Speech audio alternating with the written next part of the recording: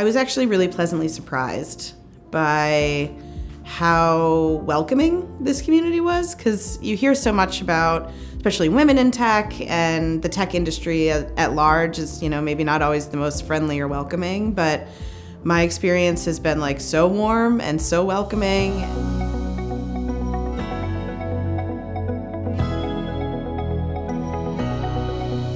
So I started in a very friendly, welcoming environment, and Rhumbix is where I'm at now, and I'd say probably about a quarter of the team is women. All the guys on the team are so encouraging and helpful, and they want to help you learn. Half of us don't have computer science degrees. A lot of how I started was looking at other people's code, being like, oh, that's how that works, or just seeing how somebody else solved a problem.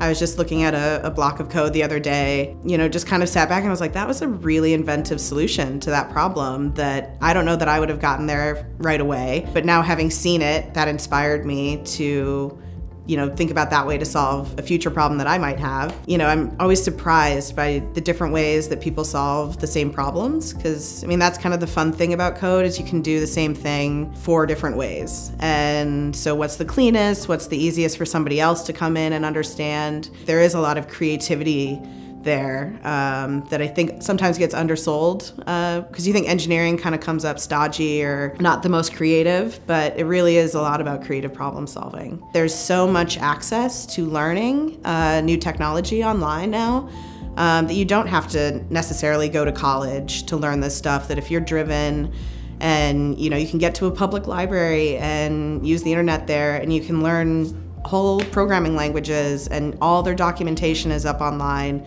for free. There's tons of open source projects that you can kind of get your hands in, and you don't have to work for the company to get to work on the product. In my experience so far, it hasn't really been like, well, what degree do you have and what credentials? It's like, how would you solve this problem? And I think kind of breaking some of that down, where it doesn't really matter what your gender, your skin color is. So many people work remote all over the place. That accessibility is just going to really change the landscape. And you see companies like Google and I think Apple no longer require a college degree, which I think really opens it up to a wider net of people who either don't have access to education but are passionate and they find this field really interesting, and they're now gaining access and people are welcoming them in and saying like, yeah, we'd love your perspective. And I think that that's an exciting shift in the industry.